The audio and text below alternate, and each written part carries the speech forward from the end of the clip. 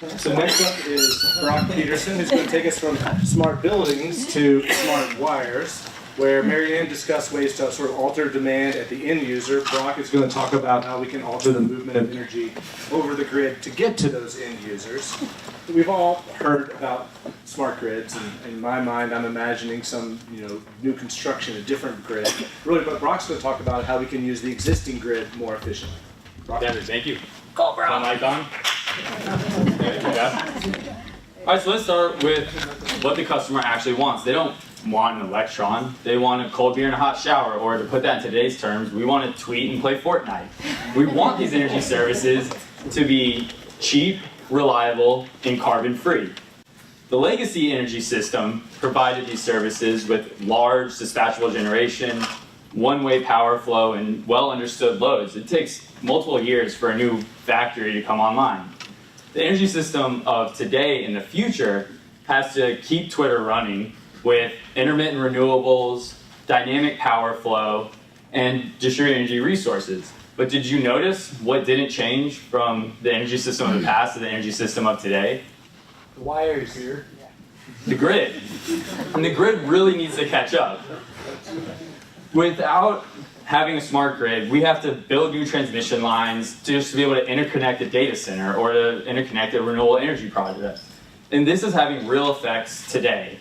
When I jump on CalISO, and yes, I'm a big enough energy nerd to where I check this out regularly, you'll see the megawatt hour of LMPs increase by over $1,000 regularly. I just took this snapshot a few days ago. And this is having real issues on the grid today. Curtailment is increasing drastically. I mean, get the statistic. Almost 40% of the hours in 2017, we curtailed our wind and solar in the state of California. And this is having a real impact on the ROI of renewable energy projects. Congestion is also causing outages. Wildfires in Northern California caused transmission assets to come offline. This exacerbated the transmission, and over 10,000 customers in Southern California were shed because of that. But to solve this problem, we need to understand the problem. Like water flowing downhill, electricity is always going to flow down the easiest path. And more often, that's causing congestion on a line. And the grid operator today has to take steps to mitigate so that that line does not exceed its rating. Today, they'll curtail the least cost generation and run their grid less efficiently. Or, as a worst case scenario, they'll actually shed load. In the longer term, what the utility does to solve this is they'll build new lines, which absolutely flabbergasts me that we spend $90 billion a year building new transmission lines or upgrading our lines when we have plenty of spare capacity as we're curtailing generation or shedding load. What we really need to do is learn from Waze. Waze dynamically understands congestion and reroutes vehicles in real time. It does that with existing infrastructure. Waze hasn't gone around asking us to build new roads. They're using our current roads. So what does this look like for the grid? For the grid, this is dispatchable transmission lines. This is allowing us to understand how power is flowing on the grid and utilize our grid more efficiently so we can get all of that energy out of it. And this is actually pretty simple. If you want to think of the grid as a giant bathtub of water with a bunch of hoses, and one of those hoses starts to reach its limit. As it's reaching its limit, I can squeeze that hose and push water away to other hoses that have spare capacity. Alternatively, I could take a hose with spare capacity and make it bigger and pull water to me. And that can bring congestion down on other parts of the grid.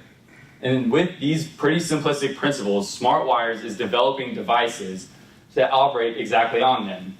The device you see on the screen now weighs about 1,500 pounds and can produce 2 million VAR of power flow control. To put that in perspective, that's about 5 Tesla Model S's. And the way that we've designed these is to be like Legos. I can deploy 1 for today's problems, or I can deploy 21 in a year from now for next year's problems. And this is extremely cost effective compared to building a new transmission line.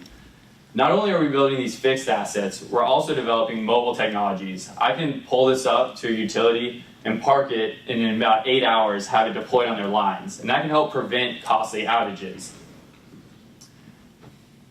The next slide is coming. To put this into real life, this is a real life example earlier this year, and as LMPs were diverging and wind was being curtailed, power flow control was enabled and was able to homogenize the LMP and reduce that curtailment. SmartWires has looked at what utilities are spending on transmission asset upgrades, and we see that we have an easily addressable market just for the capital spend of about $15 billion annually across the globe. And this does not take into account the massive amounts we spend every year on congestion or the massive amounts we spend every year on outages, which we can reduce both of those with power flow control. However, most importantly, power flow control is going to be a key enabling technology developing a cost-effective, reliable, clean energy grid of the future. Thank you.